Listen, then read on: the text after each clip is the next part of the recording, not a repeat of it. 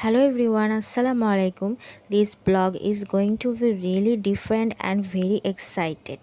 আমি সচরাচর সবসময় রান্না অথবা খাবারের ভিডিও পোস্ট করে থাকি। তো first time daily blog types কিছু বানানোর চেষ্টা করেছি।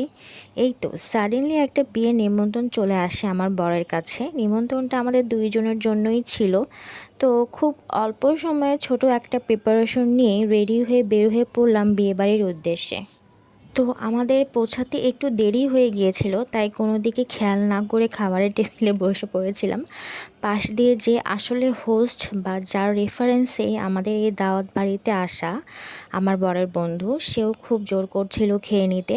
তো আমরা দুইজন বসে পড়লাম। প্রোগ্রামটা আসলে গল্ফ গার্ডেনে ছিল, মোটামুটি আপার ক্লাসেই বলা চলে।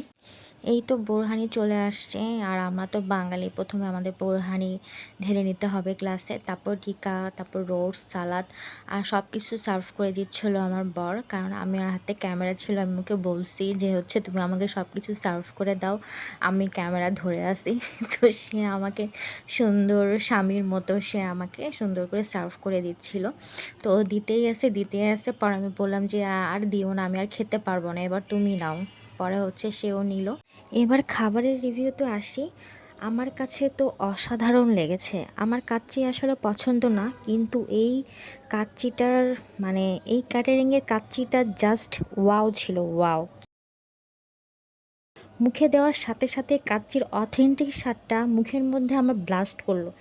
আর সাথে একটা খাঁটি গাওয়া ঘি এর একটা ফ্লেভার, জাস্ট সেই স্বাদ ছিল, সেই স্বাদ। আর রোস্টটা আমার তেমন একটা ভালো লাগে নাই। বাকি জর্দা, বোরহানি, টিকিয়া, চাটনি, মোটামুটি গরুর রেজালা ভালো ছিল। এই যে শেষে আমি সবার শেষে রোস্ট খেয়েছি, কারণ খাওয়া দাওয়া শেষে আমরা মূল আকর্ষণ যেটা গল্ফ গার্ডেনের, সেখানে চলে গেলাম গার্ডেনের সামনে। তাও আমরা দুজনে ফুটেজ নিচ্ছিলাম, পরে ওর সাথে আমি কথা বললাম। আর মুহূর্তের মধ্যে বৃষ্টি, দৌড় দিয়ে আমরা আবার হলের ভিতরে চলে আসছি। এসে দেখি যে জামাই বউর জন্য স্পেশাল একটা টেবিল অর্গানাইজ করা হয়েছে। তো আমার দেখে খুব ভালো লাগলো। পরে আমি একটা এখানে শট নিয়ে নিলাম। শট নিতে নিতে তারপর যে বরের যে থালা আছে, যেটাকে সাগরানা থালা বলে থাকে, থালাটা অনেক সুন্দর করে ডেকোরেশন করা, প্রায় 6টার মতো মুরগি, টিকিয়া, তারপর চিংড়ি মাছ। বলতে বলতে দেখি জামাই বউ চলে আসলো। মাশাল্লাহ, দেখতে অনেক সুন্দর লাগতেছিল, অসাধারণ অনেক। মাশাল্লাহ, তাদের নতুন জীবনের জন্য শুভকামনা। তারপরে তাদের একটু ফুটেজ নিয়ে আমি চলে আসলাম, যেহেতু এই জায়গাটাতে খুব একটা মানে ছিল, মানে ভিড় ছিল খুব একটা। তো ভিড়টা শেষ করার পরে আমার জামাই বলে চলো আমরা এখন চলে যাই। আমি চলে যাই, বললাম ঠিক আছে, তুমি একটু দাঁড়াও, আমি সবার কাছ থেকে বিদায় নিয়ে আসি। এই তো আজকের মতো, আল্লাহ হাফেজ, থ্যাংক ইউ ফর ওয়াচিং।